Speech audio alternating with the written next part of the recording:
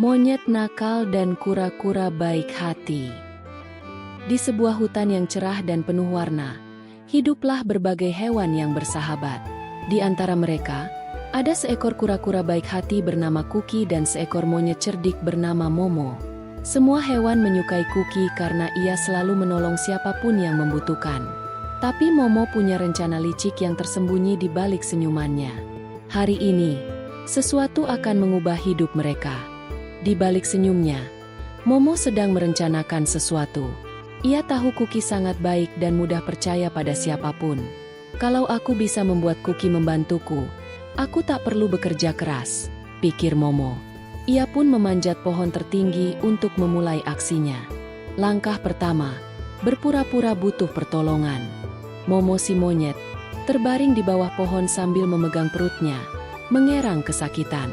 Ia membuat wajah paling menyedihkan yang bisa ia buat. Saat Kuki si kura-kura lewat, Momo langsung memanggilnya dengan suara lemah. Kuki tanpa berpikir panjang, membuka tasnya dan mengeluarkan daun herbal yang ia bawa. Ini bisa membantu perutmu, kunyah perlahannya, katanya lembut. Momo mengangguk lemah.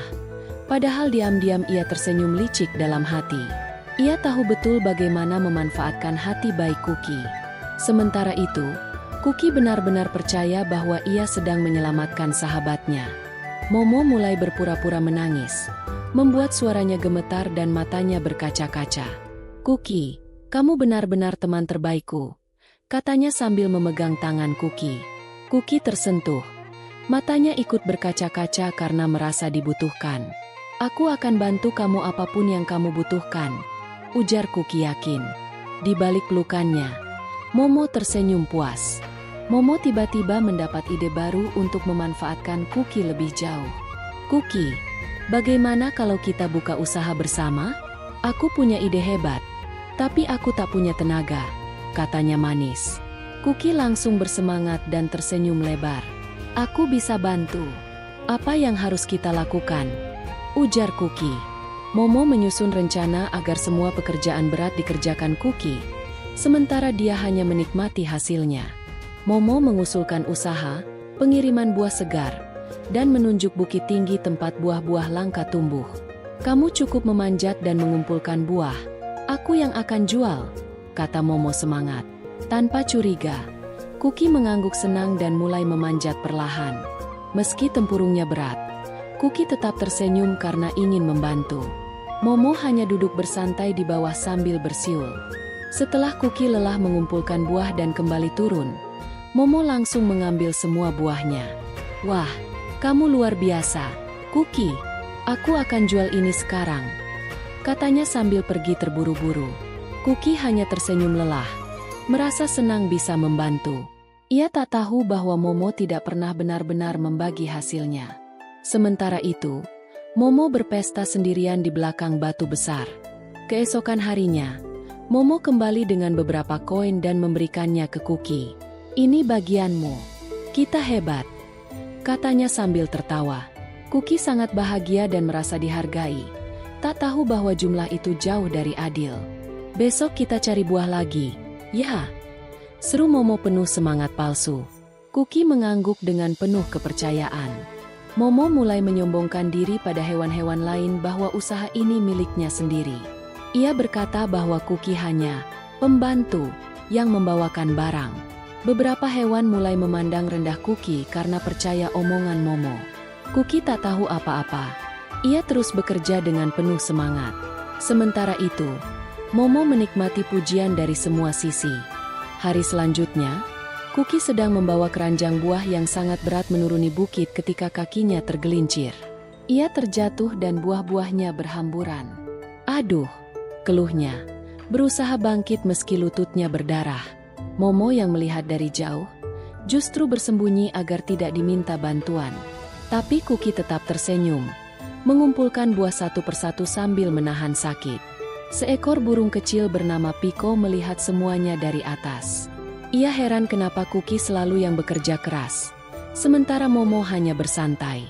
Piko memberitahu teman-temannya, dan mereka mulai mengamati tingkah laku Momo. "Sepertinya ada yang aneh," kata seekor kelinci. Mereka memutuskan untuk diam-diam mengikuti Momo keesokan harinya. Momo bertemu hewan-hewan lain dan kembali membual tentang keberhasilannya. Ia bahkan mengatakan bahwa Kuki hanya penyu lamban yang malas. Burung Piko dan teman-temannya terdiam, tidak percaya dengan kata-kata Momo. Mereka mulai menyadari bahwa senyum Momo menyimpan kepalsuan. Momo tidak tahu bahwa dia sedang diawasi. Piko mendatangi Kuki yang sedang duduk di tepi sungai, mencuci lututnya yang luka. "Kuki, kamu hebat. Kamu selalu baik," kata Piko lembut. Kuki tersenyum dan berkata, "Aku percaya, kebaikan pasti kembali suatu hari." Air sungai yang jernih mengalir tenang, mencerminkan ketulusan hati Kuki. Piko mulai menyusun rencana untuk mengungkap kebenaran. Piko terbang dari satu pohon ke pohon lainnya, memanggil semua hewan kecil yang ia percaya. "Kita harus bantu Kuki dan hentikan Momo," serunya. Tupai, kelinci, dan burung-burung kecil lainnya berkumpul mendengarkan. Mereka semua sepakat membuat rencana cerdas untuk memperlihatkan wajah asli Momo. Malam itu, mereka mulai mempersiapkan jebakan kecil. Di tengah malam, Piko dan teman-temannya bekerja diam-diam membuat jebakan sederhana dari tali dan ranting. Mereka menyusun rencana agar Momo terjebak saat mencoba mengambil buah sendiri. "Kita harus biarkan dia merasa tidak diawasi," kata Piko serius. Mereka menyembunyikan jebakan di jalur bukit tempat Kuki biasa lewat. Semua siap menanti pagi. Keesokan paginya, Momo naik ke bukit sendiri untuk mengambil buah dan membuktikan ia bisa melakukannya sendiri. Tapi begitu ia menginjak tali jebakan, bruk! Ia terangkat ke udara tergantung di pohon. Hewan-hewan keluar dari persembunyian mereka dan menatapnya. Momo panik, bergelantungan dengan wajah memerah.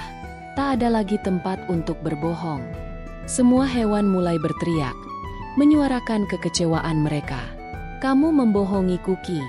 Kamu malas dan licik," seru mereka. Momo menunduk, tidak bisa berkata-kata. Di antara kerumunan, Kuki datang perlahan, tapi wajahnya tidak marah. Ia hanya sedih. Kuki si kura-kura mendekat dan memotong tali jebakan. Momo si monyet jatuh ke tanah dengan pelan. "Aku tahu kamu membohongiku, tapi aku tetap percaya bahwa setiap hati bisa berubah," kata Kuki lembut. Semua hewan terdiam mendengar itu. Momo menatap Kuki dengan mata berkaca-kaca. Momo berlutut dan menangis, menyesali perbuatannya. Memohon maaf kepada semua. "Aku salah, aku hanya ingin dipuji, tapi aku menyakiti teman terbaikku," katanya terseduh. Semua hewan mulai melunak. Piko mendekat dan mengangguk pelan. Untuk pertama kalinya, Momo benar-benar merasakan arti persahabatan. Hari berikutnya, Momo mendatangi Kuki yang sedang menyiram tanaman. Kali ini, tanpa senyum palsu, tanpa kelicikan. "Kuki, aku benar-benar minta maaf. Aku ingin belajar jadi teman yang baik." Kuki menatap Momo, lalu mengangguk pelan dan tersenyum.